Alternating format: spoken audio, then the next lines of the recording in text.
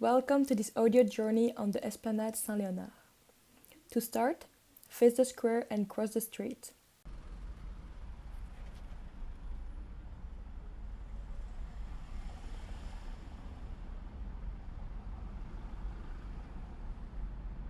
Enter beneath the canopies in front of you.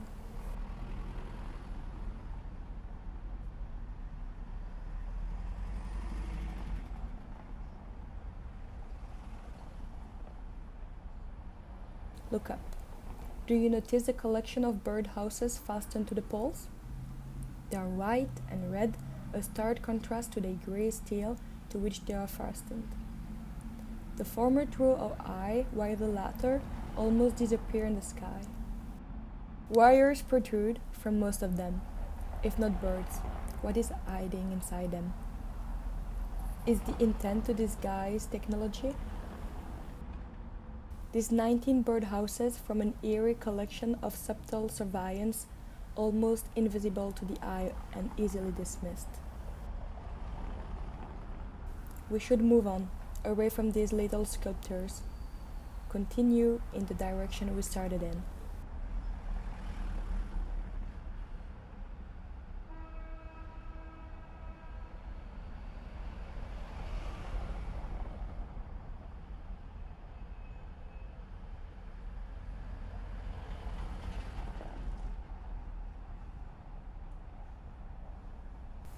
The big steel structure in front of you serves as canvas for the next artwork.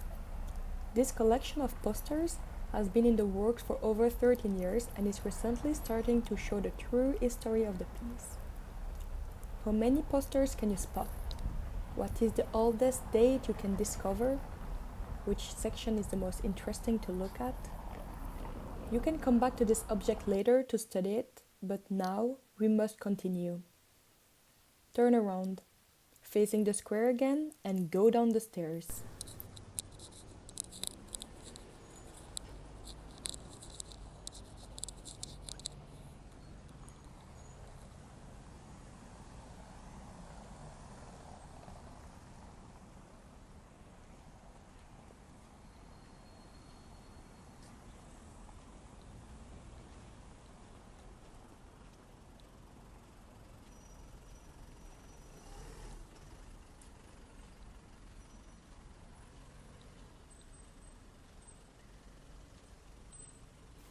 Move across the open space toward the end of the stairs.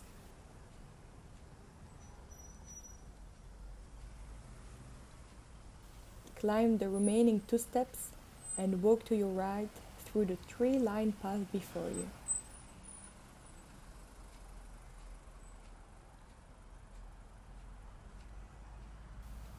Continue walking towards the green hill you see. Move up this small hill and you will find the next 2 pieces at the small fence structure to your left. The first is another artwork collected through time. See the little steel bottle caps fastened to the cup of the post? Are they fastened there permanently, or can you also find them on the ground around the structure? Some are faded and some are quite new. Is there an order to this? How do they feel? Are they still as smooth as when they were placed? These posts also serve as the basis for a second composition at the top of this fenced-in area.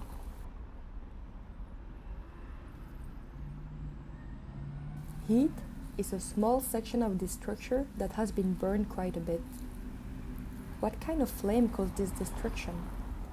The fire that burned this wood was prevented from spreading further, maybe by rain? Or a different interference? Keep the questions from this stop in your mind while you walk further up to the hill to the next piece.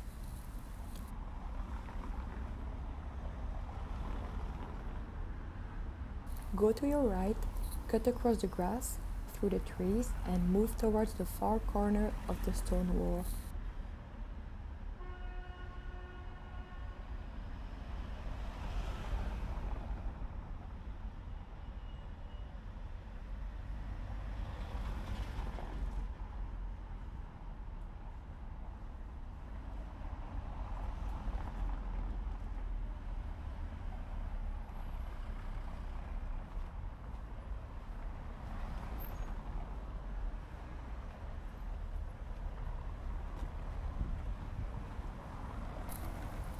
On the bridge to your right, you find Cold Night, the second artwork in this collection that focuses on an object altered by flame.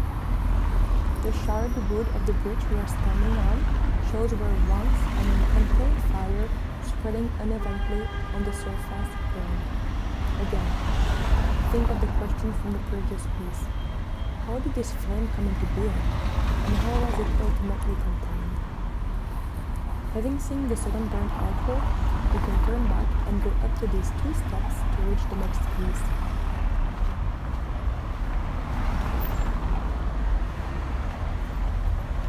Here we find Left Behind 143, one of many in a series of 8. These partly standing, partly fallen, and disconnected pieces once shielded something behind them.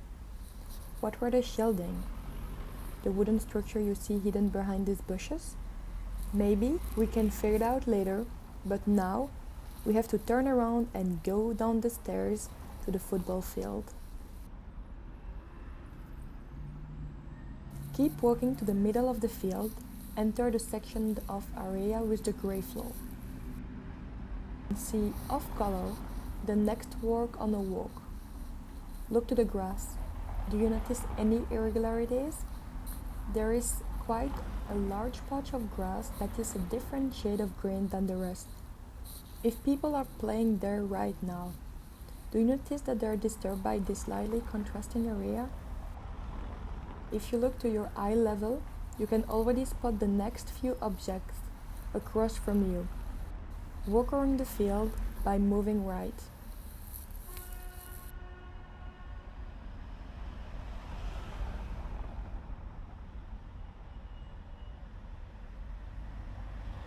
On the ground, to your left, we find the next piece, titled Left Behind 146. The broken concrete brick next to this green wire fence is not anchored to the ground. Tomorrow, it may shift to the side or move to a different location altogether. Come back another day to see how this piece changed position over time. Now move on to the pieces we spotted before. Right on the corner, we see No Entry 02. The brick of this wall has been torn away, giving entry to anyone who desires shelter. The pieces of plywood that covered these holes refuse entry once again. Move along the wall and see the second piece in the No Entry series.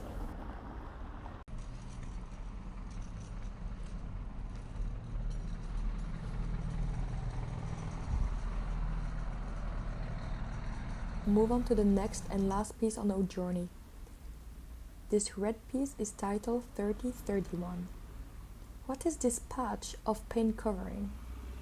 If you look closely, you may be able to spot a bit of white underneath it. Was a hole in this wall patched up and then painted to match the surrounding bricks? We have come to the end of our journey. Rewalk the route if you like. Reflect on the pieces again. Next time you see this exhibition, the pieces may have moved, be weathered or peeling, so you will not have the same experience twice. Take some time to think about the individual pieces while you walk back to the starting point.